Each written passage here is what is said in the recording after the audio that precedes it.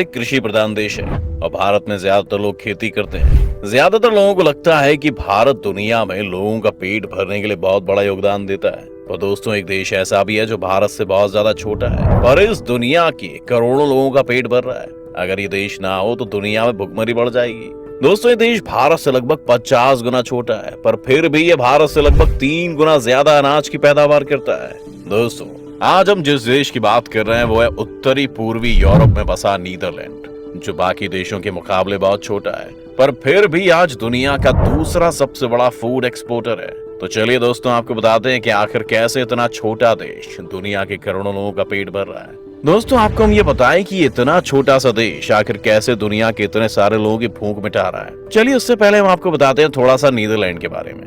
उत्तरी पूर्व यूरोप में बसे नीदरलैंड का कुल क्षेत्रफल लगभग 41,543 स्क्वायर किलोमीटर है। यहाँ की पॉपुलेशन लगभग 1.74 करोड़ है। यहाँ पर 1300 से ज्यादा लोग पर स्क्वायर किलोमीटर की दूरी पर रहते हैं। आपको जानकर हैरानी होगी, पर अमेरिका नीदरलैंड से लगभग 270 गुना बड़ा है। वहीं रूस नीदरलैंड से लगभग 412 गुना बड़ा है। वहीं ये भारत से लगभग 50 गुना छोटा है। दोस्तों, पिछले कई सालों से दुनिया के सबसे अमीर देशों की गिनती में शुमार है और इसकी सबसे बड़ी वजह है यहाँ पर की जाने वाली खेती।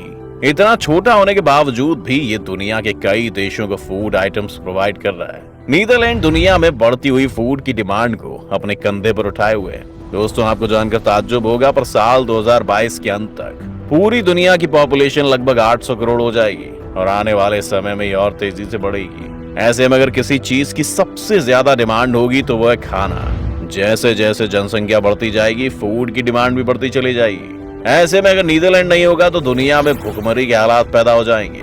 साल 1980 से साल 2022 तक फूड कंजप्शन लगभग 2 गुना बढ़ गया है और आगे आने वाले सालों में और ज्यादा बढ़ेगा। ऐसे में नीदरलैंड का दुनिया से भुखमरी मिटाने में और बड़ा योगदान होगा। नीदरलैंड में कोई भूखा नहीं सोता। वर्ल्ड वॉर फर्स्ट के टाइम पर जब पूरी दुनिया में आलूओं का अकाल पड़ रहा था, तब भी नीदरलैंड में आलूओं की कोई कमी नहीं आई। पर सेकेंड वर्ल्ड वॉर के टाइम पर यहाँ भुखमरी की हालत पैदा हो गए थे और हजारों लोग भुखमरी का शिकार हुए। तब यहाँ की सरकार ने फैसला किया कि इस बार जैसे हालात वापस यहाँ पर कभी पैदा ना हो, इसलिए यहाँ की सरकार ने यहाँ की फूड प्रोडक्शन की टेक्नोलॉजीज को ज्यादा से ज्यादा डेवलप करने का डिसीजन लिया।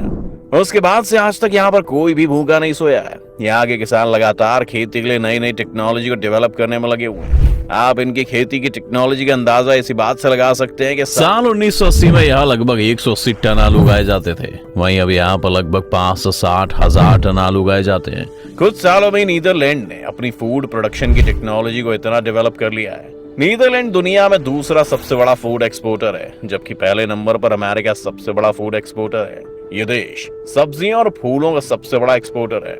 दुनिया में आलू और प्याज सबसे ज्यादा इसी देश में एक्सपोर्ट होते हैं। दुनिया में लगभग 1/3 सब्जियों के बीज नीदरलैंड में उगते हैं। शायद आप लोगों से कुछ लोगों को लग रहा होगा कि नीदरलैंड की मिट्टी उपजाऊ होगी, तभी इतना छोटा सा देश आज दुनिया का सबसे बड़ा फूड एक्सपोर्टर है। तो दोस्तों, आपको बता दें कि नीदरलैंड न सिर्फ साइज में भारत से छोटा है, बल्कि भारत की जमीन नीदरलैंड की जमीन से लगभग 95% ज्यादा फर्टाइल है। यानी कि भारत की मिट्टी जितनी उपजाऊ है उतनी नीदरलैंड की मिट्टी उपजाऊ नहीं है। फिर भी ये भारत से लगभग 3 गुना ज्यादा खेती करता है। जहां भारत की एग्रीकल्चर एक्सपोर्ट वैल्यू लगभग 45 बिलियन डॉलर्स है, वहीं नीदरलैंड की एक्सपोर्ट वैल्यू लगभग 105 बिलियन डॉलर्स है।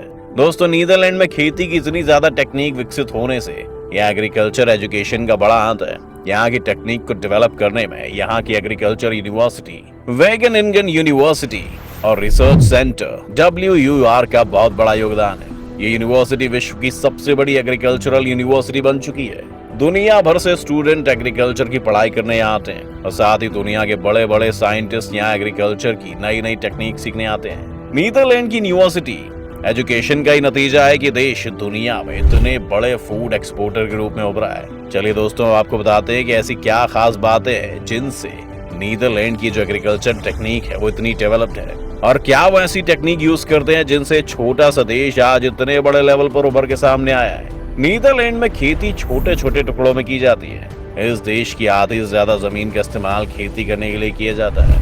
नीदरलैंड की जमीन भी कम है और यहाँ की मिट्टी की उपजाऊ शक्ति भी बहुत कम है। फिर भी यहाँ खेती की टेक्निक्स बहुत लाजवाब हैं। यहाँ भारत की तरह खेती नहीं की जाती है। यहाँ किसानों को दिन रात धूप में खड़े रहकर अपना पसीना नहीं बहाना पड़ता है। यहाँ की फूड प्रोडक्शन की टेक्नोलॉजी काफी मॉडर्न है और यही वजह है कि भारत देश से इतना छोटा होने के बाद भी ये देश फूड प्रोडक्शन में इतना आगे है। दोस्तों, आपको जानकर हैरानी होगी पर यूरोपियन यूनियन से एग्रीकल्चर के लिए नीदरलैंड को फंड भी सबसे कम दिया जाता है। अगर नीदरलैंड में कोई किसान यूरोपियन एग्रीकल्चर सब्सिडी के लिए अप्लाई करता है तो पहले सरकार और वेगेनिंगन यूनिवर्सिटी उस किसान की लैंड को एग्जामिन करती है। वेगेनिंगन यूनिवर्सिटी नीदरलैंड की एग्रीकल्चर लैंड पर हमेशा नजर रखती है ताकि जो सोर्सेज वहां पर अवेलेबल है उनका बेहतरीन तरीके से इस्तेमाल किया जा सके और जो लिमिटेड सोर्सेज है वो बिल्कुल भी वेस्ट ना हो। दोस्तों, आपको पता है कि यहाँ के किसानों को हमेशा अपने खेत में ड्रोन कैमरा लगाकर रखना पड़ता है और अपना डेटा यूनिवर्सिटी के रिसर्चर्स को देना पड़ता है। उस लैंड या फार्म की रिसर्च के बाद रिसर्चर्स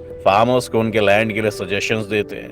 रिसर्चर्स ही किसानों को बताते हैं कि उनकी लैंड के लिए कौन सी फसल सबसे ज्यादा सही रहेगी, उस फसल को कितना पानी चाहिए होगा, किस तरह से अपनी फसल की देखभाल करनी है, कितनी सूरज की रोशनी फसल को चाहिए, साथ में कौन से मौसम में किस तरह की खेती करनी है, ये सब किसानों को बताया जाता है। इसीलिए किसान रिसर्चर्स की बातों को मानकर ही खेती करते हैं और इससे किसानों को काफी फायदा होता है। इसके साथ ही खेती के लिए मॉडर्न इक्विपमेंट्स का यूज किया जाता है, जैसे खेती में रोबोट और ड्रोन का इस्तेमाल किया जाता है। इसके अलावा यहाँ के ट्रैक्टर भी काफी ज्यादा एडवांस टेक्निक से लैस होते हैं। दोस्तों, यहाँ के ट्रैक्टर फसल लगाने से लेकर जुताई, बुवाई और खेतों में सब काम करने में माहिर होते हैं। किसानों को बस मशीनों को ट्रैक करना होता है। इन मशीनों में रूट पहले से ही सेट कर दिया जाता है, उसी रास्ते पर ट्रैक्टर और मशीन अपना काम करते जाते हैं। अगर बीच में कोई प्रॉब्लम आती है तो फार्मर्स जो उनको ऑपरेट करते हैं उनके मोबाइल पर मैसेज पहुंच जाता है। यानी यहाँ पर खेती करने में इंसानों से ज्यादा मशीनों की भूमिका होती है। इसके अलावा यहाँ की इरिगेशन टेक्निक भी भारत से काफी अलग है, जिसमें इरिगेशन के लिए सेंसर रोबोट का इस्तेमाल किया जाता है।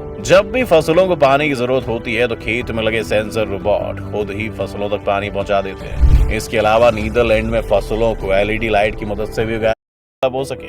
दोस्तों, ये थी नीदरलैंड की टेक्निक जो उसे दुनिया का दूसरा सबसे बड़ा फूड एक्सपोर्टर बनाती है। आपकी इस वीडियो को लेकर क्या राय है? क्या कभी इंडिया में भी ये टेक्निक आ पाई है? दोस्तों, हमें हमारे कमेंट सेक्शन में जरूर बताएं। अगर आपको ये वीडियो पसंद आई हो तो इसे लाइक और शेयर जरूर करें। साथ ही अगर आप चैनल पर नए हैं तो इसे सब्सक्राइब करना और बेल आइकन दबाना बिल्कुल ना भूलें।